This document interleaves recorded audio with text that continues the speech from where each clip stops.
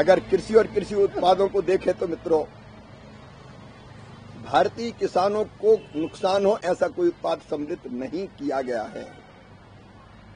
सभी ऐसी वस्तुओं को समझौते के बाहर रखा गया है।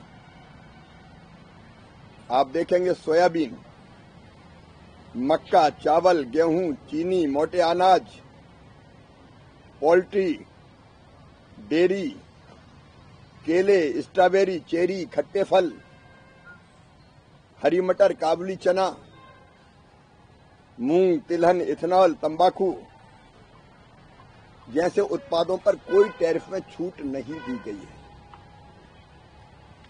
और सबसे ज्यादा चिंता इसी बात की थी कि हमारे प्रमुख अनाज सुरक्षित रहना चाहिए, वो सब के सब सुरक्षित रखे गए। प्रमुख अनाज, प्रमुख फल, हमारे डेयरी उत्पाद, उनके लिए कोई द्वार अमेरिका के लिए नहीं खोला गया है। छिलका रहित अनाज, आटा, गेहूं, मक्का, चावल, बाजरा इत्यादि, आलू, प्याज, मटर, बीन्स, खीरा, मशरूम, दलहनी, हमारी उत्पाद, फ्रोजन सब्जियां, संतरे, अंगूर, नींबू, स्ट्रॉबेरी जैसे अमेरिकी कृषि उत्पाद भारत नहीं आएंगे। इसके अलावा मिक्स डब्बा बंद सब्जियां भी भारत नहीं आएंगी। दुग्ध उत्पादों में भी liquid, powder, cream, yogurt, butter milk, मक्खन, घी, बटर ऑयल, पनीर, चीज, इनको भारत में एंट्री नहीं मिलेगी। कृषि और डेयरी उत्पादों के अलावा इस लिस्ट में कई मसाले भी सम्मिलित हैं। भारत अमेरिका से काली मिर्च, लौंग, सूखी हरी मिर्च, दालचीनी, धनिया, जीरा, हींग, अदरक, हल्दी, अजवाइन, मेथी, केसिया, सरसों, राई, भूसी और अन्य पाउडर मसाले नहीं मंगवाएगा। मतलब लगभग हमारे मसाले सुरक्षित हैं। भारतीय किसानों के कृषि उत्पादों को, कई कृषि उत्पादों को अमेरिका में शून्य शुल्क पर निर्यात किया जाएगा। कृषि क्षेत्र में कई उत्पादों पर जो टैरिफ था वो 50% से घटाकर शून्य किया है ये अमेरिका ने। इनमें मसाले, हमारे मसालों का बड़ी मात्रा में निर्यात होता है।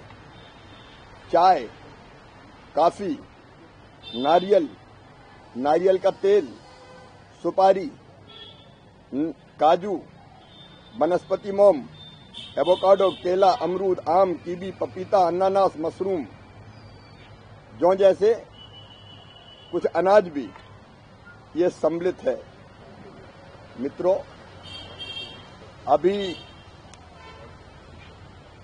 2024-25 में 4.45 बिलियन अमेरिकी डॉलर तक पहुंचने के साथ वैश्विक निर्यातक के रूप में अपनी मजबूत स्थिति बनाए रखी है और मसाला निर्यात में हमारे 88% पहले वृद्धि हुई है।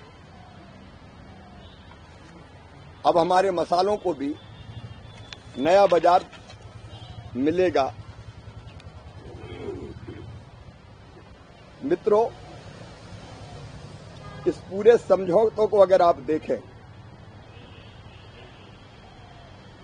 मसालों और बाकी कृषि उत्पादों के मामले में, विशेषकर मसालों के मामले में, दुनिया भर के 200 स्थानों पर हमने मसाले और मसालों के उत्पाद निर्यात किए हैं। और मैं फिर कह रहा हूं कि इनको भारतीय कृषि बाजार में अगर ऐसा कोई उत्पाद आता है तो उनको टैरिफ देना पड़ेगा। हमारे किसानों को इससे पूरी छूट प्राप्त है। इस समझौते से भारतीय किसान, महिलाएं और विशेषकर युवाओं के सपनों को ऊंची उड़ान भरने के लिए नए पंख मिले हैं। हमारे ऐसे सेक्टर, अब मैं जैसे टेक्सटाइल की बात करूंगा, हमारे जो प्रतिस्पर्धी देश है उनके मुकाबले अब टैरिफ हमारा काफी कम है, 18%।